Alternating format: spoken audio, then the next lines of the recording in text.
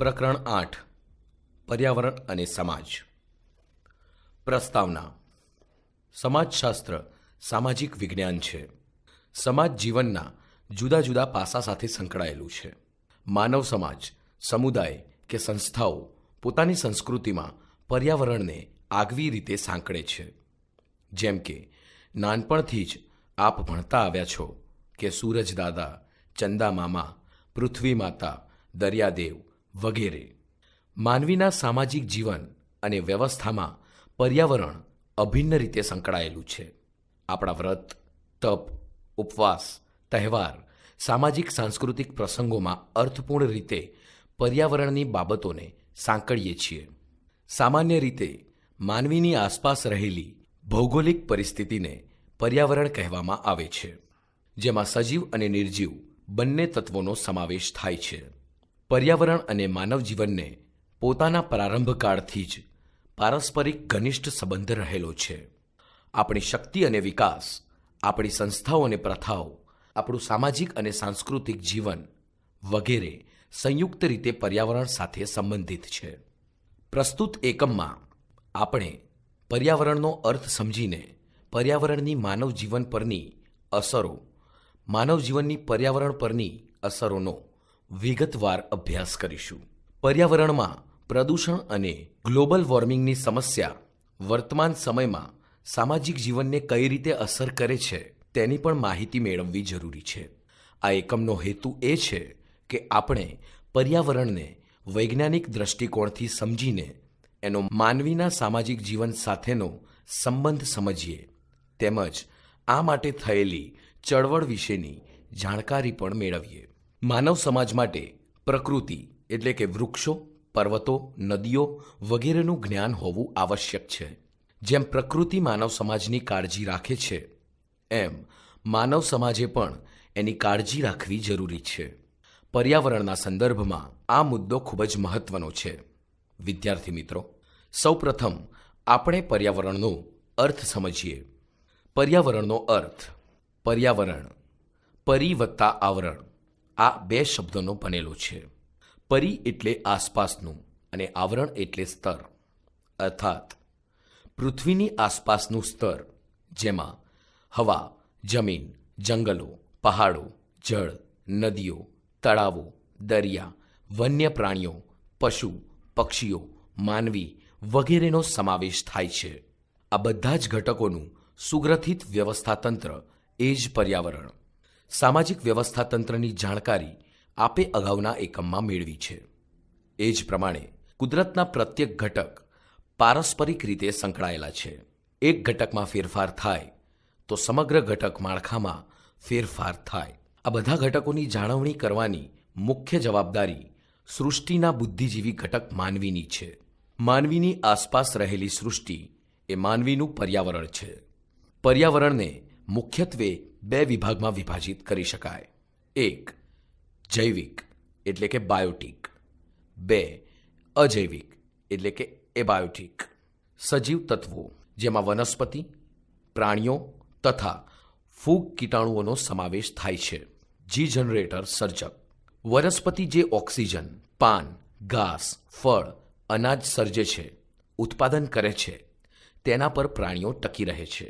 ઓ operator સંચાલક. પ્રાણીઓના મળ, મૂત્ર, દેહના જુદા જુદા અંગો વગેરે પર ફૂગ કીટાણુઓ ટકી રહે છે. ડી ડીકમ્પોઝર સંહારક. ફૂગ કીટાણુઓ કે જે જમીનમાં ખાતર ફળદ્રુપતા સર્જે છે, તેના પર વનસ્પતિ ટકી રહે છે. આ પ્રકારના પરસ્પરાવલંબનથી જ કુદરતી સમતુલા જળવાઈ રહે છે. નિર્જીવ તત્વો જેમાં અગ્નિ, જળ, વાયુ, જમીન, આકાશ એમ 5 તત્વોનો સમાવેશ થાય છે. આ પંચમહાભૂતની સપ્રમાણતા જીવસૃષ્ટિ માટે અનિવાર્ય છે. પર્યાવરણના પંચમહાભૂતરૂપ 5 નિર્જીવ તત્વો અગ્નિ, જળ, વાયુ, પૃથ્વી અને આકાશ પર્યાવરણના જ સજીવ તત્વો વનસ્પતિ, પ્રાણીઓ તેમજ ફૂગ કીટાણુઓ સાથે પરસ્પરાવલંબન ધરાવે છે. આથી જો પંચતત્વો પૈકી એકાદ તત્વમાં અવ્યવસ્થા ઉદ્ભવે તો તેની અસર જીવસૃષ્ટિ પર પડે છે. માટે જ સમાજના સાતત્ય માટે પર્યાવરણ સંતુલન ખૂબ અગત્ય ધરાવે છે. હિન્દુ સંસ્કૃતિમાં પણ માનવ શરીર પંચમહાભૂતનું બનેલું છે એવું કહેવામાં આવે છે. ઉપરયુક્ત ચર્ચાના આધારે પર્યાવરણને વ્યાખ્યાબદ્ધ કરીએ તો સામાન્ય અર્થ માનવીની આસપાસ રહેલી ભૌગોલિક સ્થિતિ એટલે પર્યાવરણ. પર્યાવરણ સુરક્ષા ધારા મુજબ જેમાં પાણી, હવા, જમીન, માનવી અને અન્ય જીવંત પ્રાણીઓ, વનસ્પતિઓ તેમજ અત્યંત સૂક્ષ્મ જીવનસૃષ્ટિ અને મિલકત વચ્ચે અસ્તિત્વ ધરાવતા આંતરસંબંધોનો સમાવેશ થાય તે પર્યાવરણ. પર્યાવરણવિદોની રજૂઆતના આધારે કહી શકાય કે પર્યાવરણ એટલે કોઈપણ વસ્તુની ચારે બાજુની ચેતાતંત્રની પરિસ્થિતિ કે જે એકબીજા સાથે સંકળાયેલી હોય અને માનવ જીવનને પ્રભાવિત કરે. આમ પર્યાવરણ એટલે કુદરતી પરિબળોનું આવરણ. પર્યાવરણના ઘટકો. પર્યાવરણના મુખ્યત્વે 4 ઘટકો છે જે પારસ્પરિક રીતે ગાઢ રીતે ગૂંથાયેલા છે. 1. વાતાવરણ. 2. મૃદાવરણ. 3. જલાવરણ અને 4. જૈવિક આવરણ. 1. વાતાવરણ એટલે કે એટમોસ્ફિયર. વાતાવરણ પૃથ્વીની સપાટી પર સુરક્ષા કવચ બનાવે છે, જેમાં હવા અને તેના ઘટકો, સૂર્યપ્રકાશ, તાપમાન અને ભેજનો સમાવેશ થાય છે. સૂર્ય દ્વારા વાતાવરણ એક સરખું ગરમ થતું નથી. આથી પૃથ્વીના જુદા જુદા ભાગોની આબોહવામાં, ઉષ્ણતામાનમાં તેમજ વરસાદની માત્રામાં ફેરફારો થાય છે. વાતાવરણ એ જટિલ અને ગતિશીલ એમ વિવિધ ઘટકોનું બનેલું તંત્ર છે. જો તેમાં ભંગાણ થાય તો તે સમગ્ર જીવસૃષ્ટિને અસર કરે છે. 2. મૃદાવરણ. ભૂમિ આવરણ એટલે કે લિથોસ્ફેર. મૃદાવરણમાં જમીનની સપાટી તથા ભૂમિના આકાર પ્રકારનો સમાવેશ થાય છે. પૃથ્વી પરના વિવિધ ખડકોના વિસર્જનમાંથી મૃદાવરણ સર્જાય છે. મૃદાવરણમાં મુખ્યત્વે કાર્બનિક અને અકાર્બનિક એવા 2 ઘટકો હોય છે. ખડકો જ્યારે ભાંગી જાય છે ત્યારે માટી બને છે, જેની ઉપર માનવ ખેતી કરે છે. ખેતીલાયક મૃદાવરણમાં લગભગ 5% કાર્બનિક દ્રવ્ય અને 95% અકાર્બનિક દ્રવ્ય હોય છે. માટીમાંના ખનિજ તત્વો વિભિન્ન ઉદ્યોગોમાં કાચા માલ તરીકે વપરાય છે. મૃદાના કણોની ગોઠવણી મુજબ જમીનના પ્રકાર બને છે. મૃદાવરણના ઉપરના સ્તરને હ્યુમસ કહે છે. ભૌગોલિક પરિસ્થિતિ અનુસાર મૃદાવરણમાં વાયુ અને જળ હોય છે. 3. જલાવરણ એટલે કે હાઇડ્રોસ્ફિયર. જલાવરણ પૃથ્વીની સપાટીના 3/4 ભાગમાં ફેલાયેલું છે. જલાવરણમાં મહાસાગરો, ઉપસાગરો, નદી, તળાવ, ઝરણા તેમજ ભૂગર્ભમાં રહેલા જલ સમૂહનો સમાવેશ થાય છે. જલાવરણનો લગભગ 97% ભાગ સાગરમાં છે.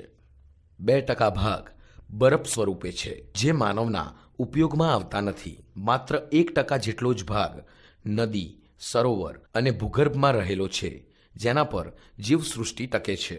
આથી સમુદ્રના પાણીને શુદ્ધ કરવા સઘન પ્રયત્નો થાય છે, જેથી જીવસૃષ્ટિ ટકી રહે. 4. જૈવિક આવરણ એટલે કે બાયોસ્ફિયર. જૈવિક આવરણ પૃથ્વીના અન્ય પળોની સરખામણીમાં પાતળું પડ છે, જેમાં પ્રાકૃતિક રીતે જીવન શક્ય છે, કારણ કે તેમાં હવા, પાણી, ખડકો, માટી અને સજીવ પ્રાણીઓ છે. સમુદ્રના સૌથી નીચા તળથી વાતાવરણના સૌથી ઊંચા બિંદુ સુધી લગભગ 24 કિલોમીટરનું આ જૈવિક આવરણ છે. તે એક ગતિશીલ અને મોટું નિવસન તંત્ર છે, જેમાં બીજા અનેક નાના નિવસન તંત્રો જેવા કે દેશ, રાજ્ય, જિલ્લા અથવા તો કોઈ એક સ્વતંત્ર ખીણ, પર્વતમાળા, નદી કે સરોવર વગેરે જે સહેલાઈથી દેખાય અને ઓળખાય તેવા હોય તેનો સમાવેશ થાય છે. બીજી રીતે કહીએ તો જૈવિક આવરણ કોઈ પણ ભૂદ્રશ્ય કે જલદ્રશ્ય ને તેના સ્તર મુજબ આગવી લાક્ષણિકતા પ્રદાન કરે છે. ઉપરયુક્ત ચારેય આવરણ ચક્રાકાર રૂપે પારસ્પરિક રીતે ગાઢ રીતે સંબંધિત છે. પર્યાવરણના પ્રકારો. વિદ્યાર્થી મિત્રો, આપણે ભૌગોલિક દ્રષ્ટિથી પર્યાવરણની માહિતી મેળવી. સમાજશાસ્ત્રીય દ્રષ્ટિથી એના પ્રકારો જોઈએ તો નીચે મુજબ દર્શાવી શકાય. ભૌગોલિક પર્યાવરણ પ્રકૃતિ દત્ત છે, જ્યારે સામાજિક પર્યાવરણ મનુષ્ય દ્વારા નિર્મિત અથવા રચાયેલું છે. લેન્ડિસ પર્યાવરણના 3 પ્રકારો દર્શાવે છે. 1. પ્રાકૃતિક પર્યાવરણ, જેમાં સૂર્ય, ચંદ્ર, પૃથ્વી, જળ, વાયુ વગેરે પ્રાકૃતિક વસ્તુઓનો સમાવેશ થાય છે, જેના પર માનવની શક્તિ કે બુદ્ધિની અસર પડતી નથી. 2.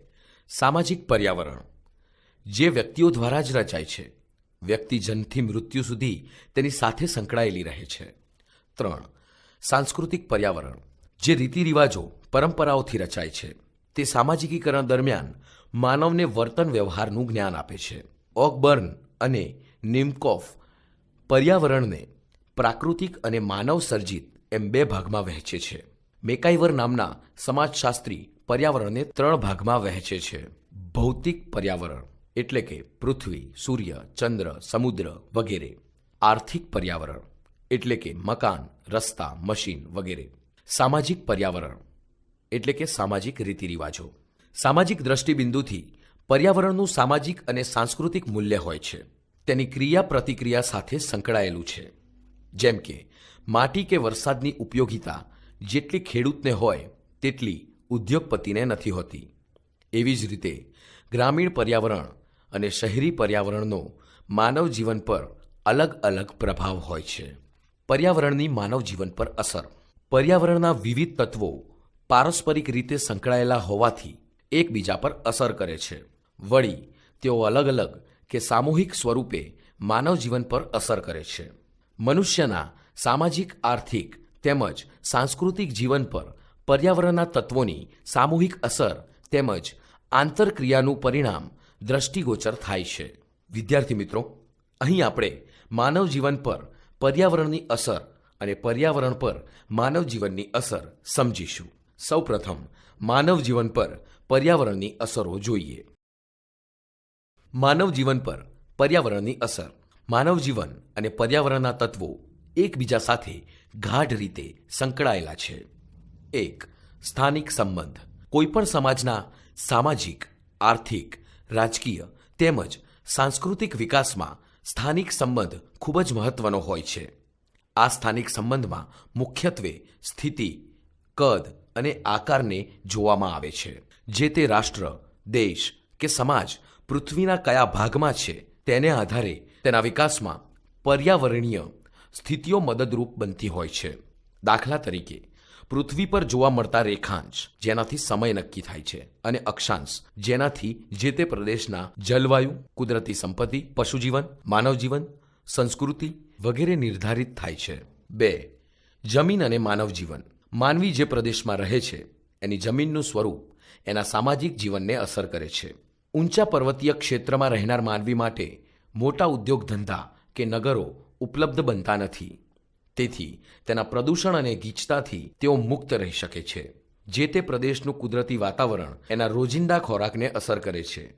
જેમ કે ભારતમાં ઉત્તર અને દક્ષિણ વિસ્તારમાં લોકોનો દેખાવ, ખોરાક અને જીવનશૈલી એમનો જમીન સાથેનો સંબંધ દર્શાવે છે. 3. જળ અને માનવ જીવન. જળ એ જીવન છે. મનુષ્યને પીવા માટે શુદ્ધ પાણીની જરૂર છે, તો દૈનિક કાર્ય, ખેતી, ઉદ્યોગ, પશુપાલન વગેરે માટે પણ પાણીની જરૂરિયાત રહે છે. જે પ્રદેશમાં સાગર, ઝરણા, નદી, તળાવ, કૂવા કે સિંચાઈની વ્યવસ્થા હોય ત્યાં સુખાકારી માટે જળ મહત્વનું બને છે. મહાસાગરની આસપાસ જુદી જુદી સંસ્કૃતિઓ જોવા મળે છે. જળને લીધે મત્સ્ય ઉદ્યોગ, વહાણવટું તથા વિદેશી વેપાર થઈ શકે છે. આમ માનવ જીવન સાથે જળ અભિન્ન રીતે સંકળાયેલું છે. તે સમાજ જીવન અને અર્થવ્યવસ્થાને અસર કરે છે. 4. માટી, ખનિજ અને માનવ જીવન. માનવ જીવન અને માનવીની ક્રિયાઓ પર માટી અને ખનિજની ઘણી જ અસરો જોવા મળે છે. ખેતીના જુદા જુદા પાક જે તે પ્રદેશની માટીના પ્રકાર પર અવલંબિત હોય છે. જેમ કે કાળી જમીન, ગોરાળુ જમીન વગેરેમાં તેના પ્રકારને આધારે ખેત ઉત્પાદન થાય છે. ફળદ્રુપ જમીન ખેતી માટે ખૂબ ઉપયોગી છે. ભારતમાં શણ, નાળિયેરી, સૂતર વગેરે ઉદ્યોગો જે તે પ્રકારની માટી સાથે સંબંધિત છે. માનવી ખનિજોનો ઉપયોગ પોતાના ઉદ્ભવકાળથી જ કરતો આવ્યો છે. પાષાણ યુગ, તામ્રયુગ, કાંસ્ય યુગ, લોહ યુગ વગેરે યુગો ખનિજ તત્વો સાથે સંકળાયેલા રહ્યા છે. વર્તમાન સમયના ઔદ્યોગિક વિકાસમાં ખનિજ પદાર્થો ઉપયોગી બન્યા છે. જેમ કે ચૂનાના પથ્થર, બોક્સાઇટ, મેંગેનીઝ વગેરે. તો બીજી બાજુ જે તે પ્રદેશમાં બહુમૂલ્ય ખનિજ પણ છે, જેમ કે સોનું, ચાંદી, હીરા અને પ્લેટિનમ વગેરે, જે પ્રદેશના વિકાસમાં મહત્વના બને છે. આમ માનવ જીવન સાથે માટી અને ખનિજ તત્વો સંકળાયેલા છે. તદુપરાંત કુદરતી રીતે ઊભા થતા વૃક્ષો અને છોડ માનવીની શ્વસન ક્રિયા પર અસર કરે છે. ભૌગોલિક દ્રષ્ટિએ ઠંડા પ્રદેશ, ઉષ્ણ પ્રદેશ, સમશીતોષ્ણ પ્રદેશ કુદરતી સંપત્તિ પર અસર કરે છે. એવી જ રીતે માનવ જીવનના ઉદ્ભવથી પશુઓની અસર જોવા મળે છે. પશુઓના અનેક રીતે ઉપયોગ થાય છે, જેમ કે માલવહનમાં, સવારીમાં, ખોરાકમાં, ચર્મ ઉદ્યોગમાં, ડેરી ઉદ્યોગમાં, રક્ષણમાં વગેરે. પર્યાવરણ પર માનવ જીવનની અસર. માનવ સંસ્કૃતિના વિકાસમાં કુદરતી તત્વોનો ફાળો મહત્વનો રહ્યો છે. તેવી જ રીતે પર્યાવરણના જૈવ વ્યાપમાં માનવી ઘણું મહત્વનું સ્થાન ધરાવે છે. માનવ જીવનના જન્મ, આરોગ્ય, મૃત્યુ વગેરેમાં પર્યાવરણ ખૂબ જ નિર્ણાયક બની રહે છે. માનવીએ પોતાની બુદ્ધિ અને ટેકનોલોજીથી પર્યાવરણ પર ઘણી અસર કરી છે. તેથી વૈશ્વિક કક્ષાએ પર્યાવરણમાં ઘણું પરિવર્તન આવ્યું છે અને તેની સામાજિક અસરો પણ થઈ છે. પર્યાવરણીય પરિવર્તન માટે કુદરત અને માનવ પ્રેરિત બંને પ્રક્રિયાઓ જવાબદાર છે, જેમ કે ભૂકંપ, જ્વાળામુખી, ભૂસંચાલન વગેરે જેવી પ્રક્રિયાઓ કુદરત આધીન છે, પણ વર્તમાન સમયમાં પર્યાવરણમાં આવેલ પરિવર્તન માનવ પ્રેરિત પ્રક્રિયાઓ સાથે વધુ સંકળાયેલું જોવા મળે છે, જેમ કે ઝડપી ટેકનોલોજીનો વિકાસ, ઉદ્યોગ, પરિવહન, બાંધકામ, વસ્તી વૃદ્ધિ, શહેરીકરણ, મોજ શોખ વગેરેને લીધે પર્યાવરણ પર દૂરોગામી અસરો થાય છે. આ અંગે પર્યાવરણવાદીઓ ઘણી ચર્ચા વિચારણા કરે છે. માનવીની આવી પ્રક્રિયાઓને લીધે કુદરતી સ્ત્રોતોની અછત ઊભી થાય છે, જેમ કે પ્રદૂષણ, ઓઝોન સ્તરમાં ભંગાણ વગેરેની તત્કાલીન અને લાંબા ગાળાની અસરો થઈ છે. પર્યાવરણના તત્વોના આધારે સાધન સંપન્ન બની માનવી પોતાનું સામાજિક સ્તર ઊંચું લાવવામાં સફળ રહ્યો છે. પંખા, ટીવી, વોશિંગ મશીન, એસી વગેરે દ્વારા કુદરત પર કાબૂ મેળવ્યો, પણ બીજી તરફ એનાથી ઘણી સમસ્યાઓ પણ સર્જાઈ છે. નીચેના મુદ્દાઓને આધારે આ બાબતને સમજવાનો પ્રયત્ન કરીએ. 1. જમીન પર પ્રભાવ. માનવીય પ્રવૃત્તિને લીધે જમીન પર દબાણ વધી રહ્યું છે. વસ્તી વધતા માનવીય પર્વતો તોડીને માર્ગો બનાવ્યા, પ્રાકૃતિક તત્વોનો નાશ કરી પોતાની જરૂરિયાત મુજબના રહેઠાણો બનાવ્યા. પરિણામે જમીન પરનું દબાણ વધ્યું, જમીનની ગુણવત્તા ઓછી થઈ. 2. નિવસન તંત્ર પર અસર. જ્યારે મનુષ્ય જૈવમંડળના જીવ સંસાધનોનો નાશ કરે છે, ત્યારે તેના સ્થાન પર અન્ય સંસાધનોનું સ્થાનાંતરણ સરળતાથી થતું નથી. આધુનિક જીવનશૈલીથી દરિયામાં ઠલવાતો કચરો, પ્રદૂષિત પાણી, સબમરીન અને દરિયામાં ચાલતા વિવિધ વાહનોને લીધે સૂક્ષ્મજીવો નાશ પામે છે અને એની વૃદ્ધિ અટકે છે. 3. ઋતુચક્ર પર અસર. ઝડપી બનેલી ઔદ્યોગિકીકરણ અને શહેરીકરણની પ્રક્રિયાએ પૃથ્વીના વાયુમંડળને પ્રભાવિત કર્યું છે. આર્થિક પ્રવૃત્તિના વૈવિધ્યને લીધે પ્રદૂષણની સમસ્યા સર્જાઈ છે. હવામાં વધતા જતા કાર્બન ડાયોક્સાઇડ, કાર્બન મોનોક્સાઇડ વગેરે ગેસને લીધે ફળ, ફૂલ તેમજ વનસ્પતિ પર અસર પડી છે. પ્રકૃતિના નિયમોમાં પરિવર્તન આવ્યું છે. ઋતુચક્ર બદલાતા ઉનાળામાં વરસાદ કે ભર શિયાળે ગરમી અનુભવાય છે. 4. વાયુમંડળ પર અસર. માનવીય પ્રવૃત્તિને લીધે વાયુમંડળ પર અનેકવિધ અસર થઈ છે, જેમાં વાયુ પ્રદૂષણ, ઓઝોન સ્તરમાં ગાબડું, ગ્રીનહાઉસ ઇફેક્ટ જોવા મળે છે. વિશ્વ સ્તરે હિમનદીઓ પીગળવા લાગી છે. ઘણા દ્વીપ જળમાં સમાતા જાય છે. ઔદ્યોગિક ક્ષેત્રમાં રચાતા વાદળો પ્રાણઘાતક નીવડ્યા છે. કેટલીક વાર એસિડ વર્ષા થાય છે, જે માનવના જીવન પર વિઘાતક અસર કરે છે. 5. જળાશયો પર અસર. આધુનિક માનવીએ જળાશયોનો જુદી જુદી રીતે ઉપયોગ કરી તેના કુદરતી પ્રવાહને બદલ્યો છે. પોતાની જરૂરિયાત માટે કૃત્રિમ જળાશયોનું પણ નિર્માણ કર્યું છે. જળાશયોનો કુદરતી પ્રવાહ બદલાતા તેના ધોવાણ અને ખવાણને લીધે વલસાડના તિથલ જેવા અનેક દરિયા કિનારાના ગામો પાણીમાં સમાઈ જતા એ બધા ગામની અર્થવ્યવસ્થા અને પુનઃવસવાટના પ્રશ્નો ગંભીર બન્યા છે. સમય જતાં ગરીબી અને બેકારી વધે છે. આર્થિક અસમાનતા અનેક ગુનાઓને નોતરે છે. ના છૂટકે સ્થળાંતર કરવું પડે છે. 6. આરોગ્ય પર અસર. આરોગ્યનો ખ્યાલ મુખ્યત્વે જૈવિક અને શારીરિક બાબતો સાથે સંકળાયેલો છે. પર્યાવરણના સંદર્ભમાં આરોગ્યને વિશેષ રીતે જોવામાં આવે છે. એક તરફ માનવીએ વૈજ્ઞાનિક શોધખોળ દ્વારા તબીબી ક્ષેત્રે સિદ્ધિઓ હાંસલ કરી છે, તો બીજી તરફ માનવી પર્યાવરણને હાનિ પહોંચાડીને પોતાના આરોગ્યને નુકસાન પહોંચાડે છે. શ્વસનતંત્ર, ચામડી તથા અનારોગ્યની સમસ્યાઓનો ભોગ બને છે. શહેરીજનો પ્રદૂષણ અને પર્યાવરણની અસમતુલાને લીધે શારીરિક અને માનસિક રોગનો ભોગ બને છે, જેને લીધે માનવીની કાર્યક્ષમતા અને એકાગ્રતા નબળી પડે છે. 7. સામાજિક સંબંધો પર અસર. પર્યાવરણીય પરિવર્તનોને લીધે કુદરતી આપત્તિઓ સર્જાય છે, જેમ કે સુનામી, ચક્રવાત, વાવાઝોડું, અતિવૃષ્ટિ, અનાવૃષ્ટિ, ભૂકંપ વગેરે. આ કુદરતી આપત્તિઓમાં માનવહાનિ ઉપરાંત માનવ જીવનના વિવિધ પાસા પર દૂરોગામી અસર થાય છે. માનવના સ્વભાવ અને સંબંધોમાં પરિવર્તન આવે છે. શહેરમાં ગુનાખોરીનું પ્રમાણ વધે છે. 8. વનસ્પતિ પર અસર. માનવી પોતાની જરૂરિયાત માટે વનસ્પતિનો વિનાશ કરવા લાગ્યો છે. ફળ, ફૂલ અને વનસ્પતિ પર આધારિત પશુ પંખી પર તેની વિઘાતક અસર થઈ છે. વધતી જતી વસ્તી, ઔદ્યોગિકીકરણ, શહેરીકરણ વગેરેને લીધે જમીન પરના વૃક્ષો કપાતા પર્યાવરણીય પ્રશ્નો ઊભા થયા છે. 9. પશુજીવન પર અસર. માનવી અને પશુનો સંબંધ આદિકાળથી ગાઢ રહ્યો છે. પશુઓની ઉપયોગિતા વિશે અગાઉ આપણે જોઈ ગયા છીએ. આધુનિક માનવીએ પર્યાવરણને હાનિ પહોંચાડતા કેટલાક પશુ પક્ષીઓ લુપ્ત થતા જાય છે. તદુપરાંત પર્યાવરણના સંતુલનને લીધે કેટલાક આકસ્મિક પરિણામો પણ આવ્યા છે, જે ગુણાત્મક અને સંખ્યાત્મક દ્રષ્ટિએ મહત્વના બન્યા છે. જેમ કે 2001માં ધરતીકંપ પછી ગુજરાતને કચ્છનું નવું આધુનિક રૂપ મળ્યું. કંડલામાં આવેલ વાવાઝોડાથી દેશ વિદેશ સાથેનો સંપર્ક વધ્યો. આકસ્મિક કુદરતી હોનારતોથી બચવા માનવીએ શોધખોળ કરી.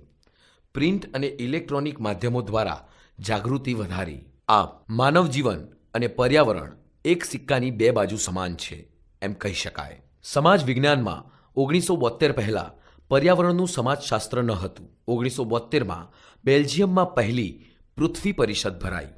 આ પરિષદના અંતે એક કમિશન નિમાયું. એ કમિશન રચવા પાછળનો હેતુ કુદરતના સંસાધનોની ઘટતી સંખ્યા અને માનવ જીવનને તપાસવાનો હતો. એનો અહેવાલ 1988માં પ્રસિદ્ધ થયો, જેનું નામ હતું અવર કોમન ફ્યુચર. ત્યાર પછી 1992માં બ્રાઝિલમાં રિયો ડી જાનેરોમાં બીજી પૃથ્વી પરિષદનું આયોજન થયું, જેનું નામ પર્યાવરણ અને વિકાસ પરિષદ એવું રાખવામાં આવ્યું. પર્યાવરણની સમતુલા અને માનવ સુખાકારી પર તેમાં ભાર મુકાયો. સમાજમાં આ અંગેની જાગૃતિ ધીમે ધીમે વધતા પર્યાવરણને બચાવવા અનેક આંદોલનો થયા, જેને આપણે પર્યાવરણીય આંદોલન કહીએ છીએ. ભારતમાં થયેલ પર્યાવરણીય આંદોલન. 1. ચિપકો આંદોલન. ભારતમાં ઉત્તર પૂર્વના પહાડી વિસ્તારનું આ આંદોલન છે. ચિપકો એક પહાડી શબ્દ છે. તેનો અર્થ ચોંટવું એમ થાય છે. આ આંદોલન એક આદિવાસી વિસ્તારમાં સરકારની નીતિને કારણે ભવિષ્યમાં થનાર નુકસાન સામે સ્ત્રીઓએ એકત્રિત થઈ કરેલું આંદોલન છે. સરકાર આ વિસ્તારના સ્થાનિક લોકોને પોતાની રોજીરોટી માટે જંગલની પેદાશ, વૃક્ષો કાપવા દેતી ન હતી અને અચાનક એક કંપનીને વૃક્ષ કાપવાનો ઠેકો આપ્યો. એ ઘટનામાંથી સ્વયંભૂ લોક સહકાર અને સ્થાનિક લોકો નેતાઓની સૂઝ અને નેતૃત્વથી આ આંદોલનની શરૂઆત થઈ. સ્થાનિક લોકોએ સંગઠિત થઈ કંપનીને વૃક્ષ ન કાપવા દેવાનો નિર્ણય કર્યો. સૌએ એક વૃક્ષને ચીપકીને ઊભા રહેવાનો નિર્ણય કર્યો. આ નિર્ણય મુજબ એક વ્યક્તિ એક વૃક્ષને બાથ ભરીને ઊભી રહેતી. એ વૃક્ષ કાપવું હોય તો અમને પણ કાપવા પડશે એવા મક્કમ સત્યાગ્રહ કર્યો. આ સ્થાનિક કાર્યક્રમમાં બીજા લોકો પણ જોડાયા અને પ્રતિકાર કર્યો. આ માટે મહિલાઓ પણ એકત્રિત થઈ. સર્વોદયવાદીઓના સહકારથી ગ્રામ સ્વરાજની રચના કરી. સહકારી મંડળી ઊભી થઈ અને બધાએ નક્કી કર્યું કે જંગલ ઉપજનો વહીવટ આપણે જ કરવો. આમ વન સંપત્તિનો નાશ થતો અટકાવ્યો અને ગ્રામ સ્વરાજના કાર્યક્રમોમાં સહકારથી શરૂ કરવામાં આવ્યું હતું તે ચિપકો આંદોલનમાં મહિલાઓની આગેવાની વધતી ગઈ. વન અધિકારીઓ અને ઠેકેદારોનો વિરોધ કરવા એ કટિબદ્ધ બન્યા, જેમાં ગૌરી દેવી નામની સ્ત્રીનું નેતૃત્વ અસરકારક રહ્યું. સૌએ સંગઠિત થઈ આ અંગે કાર્યક્ષમતા દાખવી અને સરકારે એવો નિર્ણય કર્યો કે 1050 ચોરસ કિલોમીટરના પ્રદેશમાં 10 વર્ષ સુધી એક પણ વૃક્ષ ન કાપવું. 2. નર્મદા બચાવો આંદોલન. નર્મદા ડેમના વિરોધમાં આ આંદોલન શરૂ કરવામાં આવ્યું, જે નર્મદા બચાવો આંદોલન નામે ઓળખાય છે. કુદરતનો અવાજ, sound of nature. Morarji Desai જ્યારે વડાપ્રધાન હતા ત્યારે કેરળા સરકાર અને પર્યાવરણવાદીઓએ 1978માં ત્યાંના હાઇડ્રો ઇલેક્ટ્રિક પ્રોજેક્ટના સંદર્ભમાં ધ સાયલેન્ટ વેલી મૂવમેન્ટ ચળવળ કરી હતી. આ ઉપરાંત રાજસ્થાનમાં બિશ્નોઈ ચળવળ, કન્નડની અપીકો ચળવળ ઉપરાંત ગુજરાતમાં સિમેન્ટ ઉદ્યોગના સંદર્ભમાં મહુવાના ખેડૂતોએ કરેલું આંદોલન વગેરે જાણીતા છે.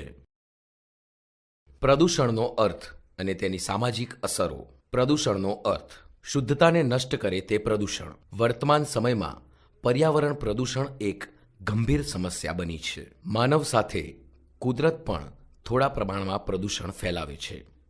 દાખલા તરીકે જ્વાળામુખી, દાવાનળ, અતિવૃષ્ટિ, અનાવૃષ્ટિ, ભેજવાળી હવા, મર્ક્યુરી જેવી ભારે ધાતુઓથી પ્રદૂષણ થાય છે. બીજી તરફ માનવીય પ્રવૃત્તિઓ અને ઔદ્યોગિક વિકાસે પણ પ્રદૂષણ સર્જવામાં અગત્યનો ભાગ ભજવ્યો છે. સજીવ સૃષ્ટિના અસ્તિત્વ માટે અને સંચાર માટે જ્યારે પર્યાવરણ અયોગ્ય બને છે ત્યારે પ્રદૂષણની બાબત ચિંતાજનક બને છે. વિશાળ નગરો, કારખાના, સંહારક શસ્ત્રો તેમજ આકાશના અન્ય ગ્રહોની શોધખોળ જેવી માનવીય પ્રવૃત્તિઓને લીધે હવા, પાણી, ભૂમિ જેવા પર્યાવરણ ઘટકો અસંતુલિત બને છે, જેનાથી સજીવોનું અસ્તિત્વ જોખમાય છે. કુદરત દ્વારા કે માનવીની પર્યાવરણ વિરોધી પ્રવૃત્તિને પરિણામે સજીવોના જીવન માટે જરૂરી ઘટકોની દૂષિત થવાની ક્રિયાને પ્રદૂષણ કહે છે. બીજી રીતે કહીએ તો પ્રાકૃતિક અથવા માનવ સર્જિત પર્યાવરણમાં અનિચ્છનીય પદાર્થનો પ્રવેશ અથવા વિકૃતિ ઉત્પન્ન કરે તેવી અસર થાય તેને પ્રદૂષણ કહેવાય. પર્યાવરણ પ્રદૂષણમાં વિવિધ કારણોને મુખ્યત્વે બે વિભાગમાં વહેંચી શકાય. 1. પ્રાકૃતિક કારણ અને 2. માનવ રચિત કારણ. પ્રદૂષણની સામાજિક અસર. પ્રદૂષણની સમાજ પર અસર થાય છે. હવા, જળ, જમીન, ઘોંઘાટના પ્રદૂષણની સામાજિક અસર જોઈએ. 1. હવા પ્રદૂષણ એટલે કે એર પોલ્યુશન. સમાજ જીવનને ટકાવવા માટે હવામાં રહેલા તત્વોની સમતુલા જળવાઈ રહે તે જરૂરી છે. વૃક્ષોના છેદનને લીધે કાર્બન ડાયોક્સાઇડનું પ્રમાણ વધતા પૃથ્વી પર તાપમાન વધી જાય છે. અસહ્ય ગરમી માનવી તેમજ સજીવ સૃષ્ટિને નુકસાન કરે છે. ક્યારેક મોતના મુખમાં ધકેલે છે.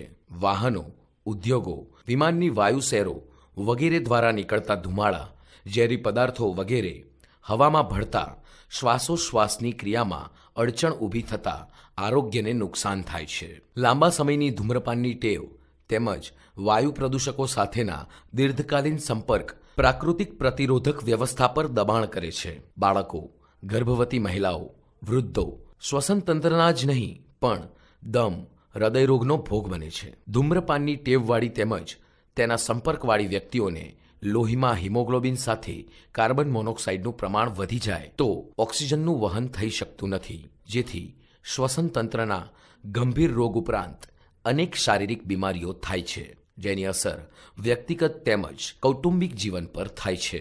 વાયુ પ્રદૂષણથી સમાજમાં ઐતિહાસિક ઇમારતો, સ્મારકો તેમજ પ્રાકૃતિક સૌંદર્યના મૂળ સ્વરૂપ પર અસર થાય છે. પૃથ્વીના ઓઝોન પડને નુકસાન થતાં ચામડી બળવી, મોતિયો આવવો, ચામડીનું કેન્સર જેવી સમસ્યાઓ સર્જાય છે. રોગ પ્રતિકારક શક્તિ નબળી પડતા શરીરમાં અનેક રોગ ફેલાય છે. હવામાં ઉડતા રજકણો, સલ્ફર ડાયોક્સાઇડ, કાર્બન મોનોક્સાઇડ અને નાઇટ્રોજન ઓક્સાઇડ જેવા પ્રદૂષકોનું પ્રમાણ વધતા વરસાદના પાણીમાં એસિડનું પ્રમાણ વધે છે. આ તેજાબી વરસાદ એટલે કે એસિડ વર્ષા સમગ્ર જીવસૃષ્ટિ પર વિઘાતક અસર કરે છે. 2.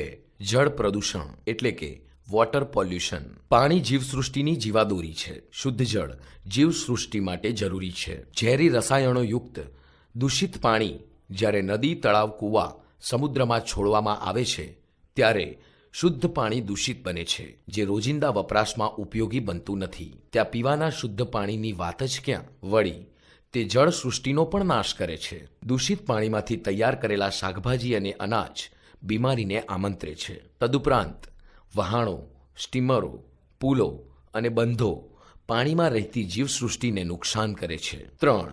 જમીન પ્રદૂષણ એટલે કે સોઇલ પોલ્યુશન. ભૂમિ સપાટીની સ્તર રચનામાં કે જમીનમાંથી પ્રાપ્ત થતા પોષક તત્વોમાં થતા ફેરફારથી ભૂમિ પ્રદૂષણ થાય છે. જમીન પ્રદૂષણ માટે અતિવૃષ્ટિ, અનાવૃષ્ટિ, પૂર, ધરતીકંપ જેવી કુદરતી ઘટનાઓ જવાબદાર છે. આવી ઘટનાઓ સમગ્ર જીવસૃષ્ટિના ભૂમિયુક્ત જીવન માટે વિનાશકારી બને છે. જમીનોના ધોવાણ તેની ફળદ્રુપતામાં ઘટાડો કરે છે. ખેતીલાયક કે ગોચરની જમીનમાં ઘટાડો થતાં ખોરાકની સમસ્યા સર્જાય છે. વળી જમીન આધારિત અર્થોપાર્જન ન થતાં માનવીનું જીવન તણાવગ્રસ્ત બને છે. એટલું જ નહીં, આરોગ્ય પણ કથળે છે. વૃક્ષોના છેદનના લીધે વૃક્ષોના મૂળિયા દ્વારા સચવાતી જમીનની ફળદ્રુપતાને ભારે નુકસાન થાય છે. ઉદ્યોગો દ્વારા જમીન પર ઠલવાતા ઝેરી રસાયણો કે પ્રદૂષિત પાણીને લીધે ઉપજાઉ જમીન ઓછી થતી જાય છે. બિનજરૂરી રાસાયણિક ખાતરો તેમજ જંતુનાશક દવાઓનો ઉપયોગ બંજર જમીનમાં વધારો કરીને સમાજની વિકાસ યાત્રાને રૂંધે છે. 4. ઘોંઘાટ, અવાજ, ધ્વનિ પ્રદૂષણ એટલે કે નોઇઝ પોલ્યુશન. અવાજને જે એકમ વડે માપવામાં આવે છે તેને ડેસિબલ કહેવામાં આવે છે. પર્યાવરણ સંશોધન અનુસાર અવાજનું સ્વીકાર્ય સ્તર 125 ડેસિબલ છે. બધા જ અવાજ ઘોંઘાટ હોતા નથી. ઘોંઘાટ એટલે અનિચ્છનીય ધ્વનિ. ઘોંઘાટ એ પર્યાવરણનો પદાર્થ નથી પણ પ્રદૂષણની સમસ્યા છે જે જીવસૃષ્ટિના આરોગ્યને નુકસાન પહોંચાડે છે. કારખાનાના મશીનો, વાહનોના બિનજરૂરી અવાજો, વારે તહેવારે વગાડાતા લાઉડસ્પીકરો, મોટા અવાજથી વપરાતા રેડિયો, ટીવી જેવા ઇલેક્ટ્રોનિક ઉપકરણોથી જે ઘોંઘાટ પ્રદૂષણ ઉત્પન્ન થાય છે તેનાથી શ્રવણ શક્તિ નબળી પડે છે. કાનના પડદાને નુકસાન થાય છે. બહેરાપણાની સ્થિતિ સર્જાય છે. તદુપરાંત અસહ્ય અવાજ લોહીનું દબાણ વધારીને અને નાડીની ગતિને બદલીને લોહીના પરિભ્રમણને અવરોધે છે જેથી સ્વાસ્થ્ય કથળે છે. ઘોંઘાટિયા વાતાવરણથી માનસિક તણાવની સ્થિતિમાં વધારો થતાં મનોરોગીઓની સંખ્યામાં વધારો થાય છે જેથી વસ્તીના ગુણાત્મક પાસામાં ઘટાડો થાય છે. 5. કિરણોત્સર્ગ પ્રદૂષણ એટલે કે રેડિયો એક્ટિવ પોલ્યુશન. વર્તમાન સમયમાં પરમાણુ શક્તિના વિવિધ ઉપયોગથી માનવ સર્જિત કિરણોત્સર્ગ વિકિરણનું પ્રમાણ પર્યાવરણમાં વધતા સમાજ જીવનમાં તેની આડઅસરો જોવા મળે છે. પર્યાવરણના ઘટક તત્વ આકાશમાં ઓઝોન વાયુનું પડ છે જે સૂર્યના પ્રચંડ કિરણોને રોકીને જરૂર પૂરતા જ પૃથ્વી ઉપર આવવા દે છે જેથી જીવસૃષ્ટિનું સાતત્ય જળવાય છે. માનવીય પ્રવૃત્તિએ આ પડને નુકસાન પહોંચાડ્યું હોવાથી પૃથ્વી ઉપર દિવસે દિવસે તાપમાન વધે છે જેનાથી સજીવ સૃષ્ટિનું જીવન દુષ્કર બને છે. વધારે માત્રામાં કિરણોત્સર્ગથી સજીવ સૃષ્ટિને હાનિ પહોંચે છે. માનવીના ચેતાતંત્રને નુકસાન થાય છે. ધ્રુજારી ઉત્પન્ન થાય છે. અડધા કલાકમાં માણસ બેભાન થઈ જાય છે.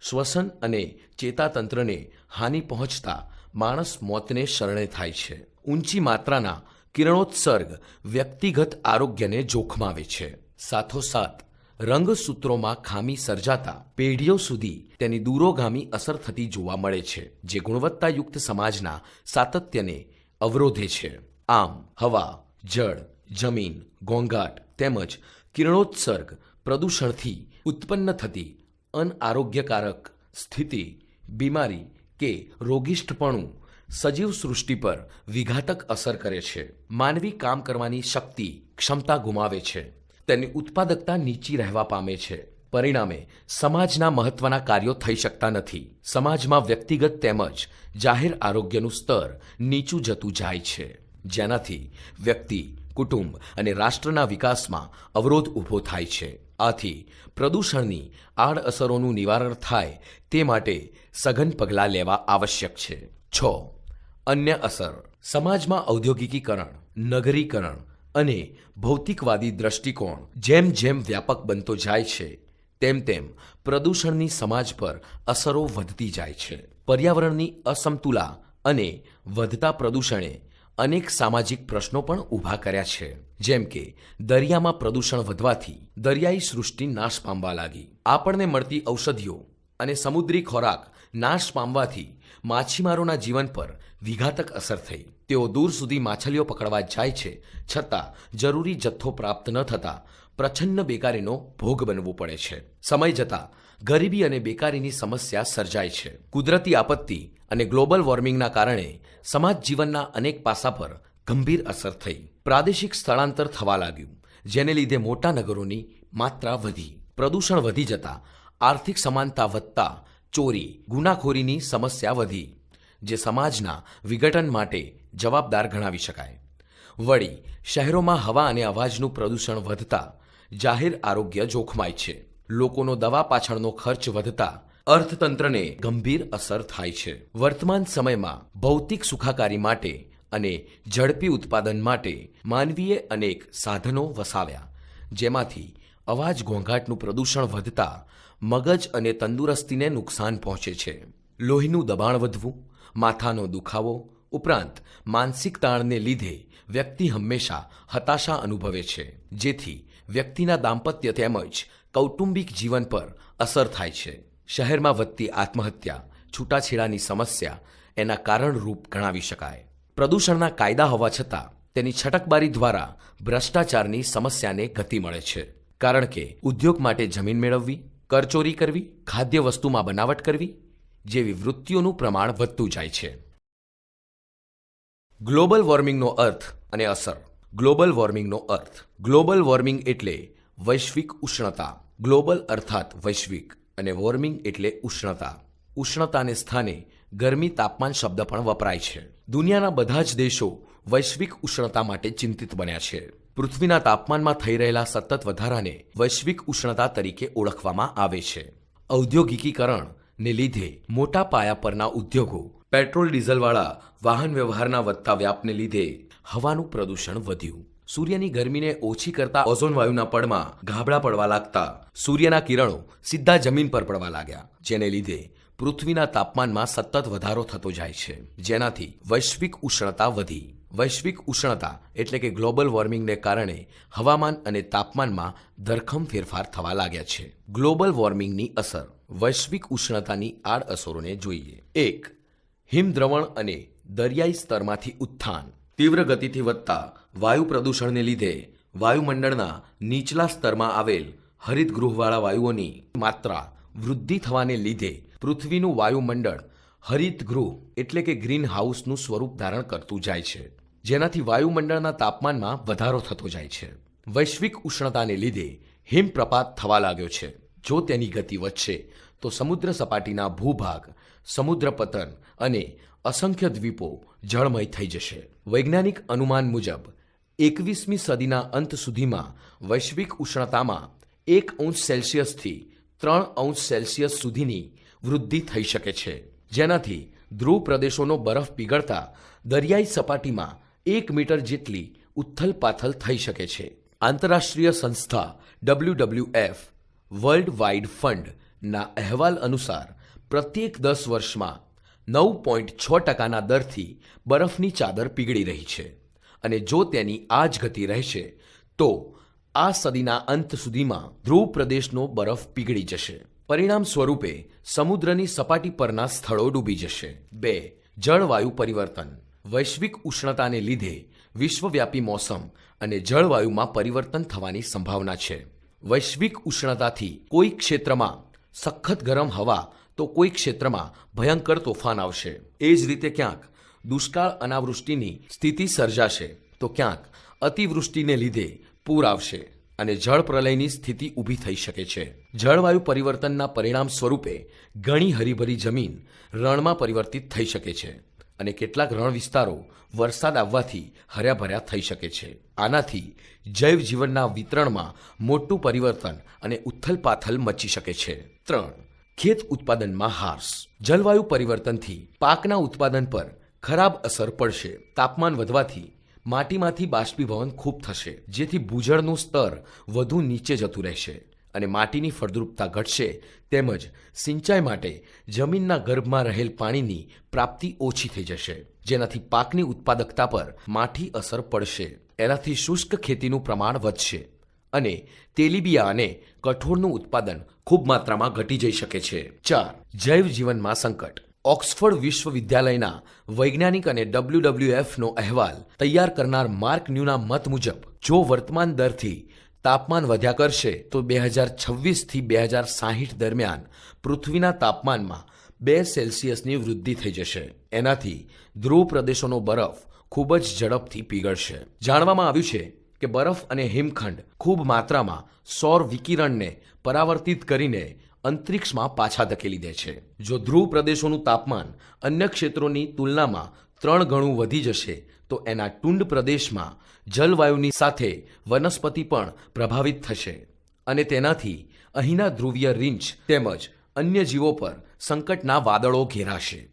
તેઓનું અસ્તિત્વ મટી જશે અને આવનાર પેઢી એમના વિશે ઇતિહાસના પુસ્તકો દ્વારા જ જાણકારી મેળવી શકશે. આમ વૈશ્વિક ઉષ્ણતાથી સજીવ સૃષ્ટિને પારાવાર નુકસાન થઈ શકે છે. વિદ્યાર્થી મિત્રો, આ પ્રકરણમાંથી સ્પષ્ટ થાય છે કે પર્યાવરણ અને સમાજ વચ્ચેનો સંબંધ ગાઢ રીતે સંકળાયેલો છે. પર્યાવરણમાં પરિવર્તન આવે એટલે માનવ જીવનમાં પણ પરિવર્તન આવે છે. સમાજના સાતત્ય માટે આપણે સૌએ પર્યાવરણનું જતન કરવું ખૂબ જરૂરી છે. આથી જ આપણે અને સમગ્ર વિશ્વ પર્યાવરણ સંબંધિત વિવિધ દિવસો જેવા કે 5 જૂન વિશ્વ પર્યાવરણ દિન, 21 માર્ચ વિશ્વ વન દિન, 22 માર્ચ વિશ્વ જળ દિન, 23 માર્ચ વિશ્વ હવામાન દિન, 22 એપ્રિલ વિશ્વ ધરતી દિન તરીકે ઉજવીએ છીએ. ખરું ને? પર્યાવરણને જાળવવું એ આપણા સૌની ફરજ છે. એ બાબત આપણે ક્યારેય ભૂલીશું નહીં. બરાબર ને?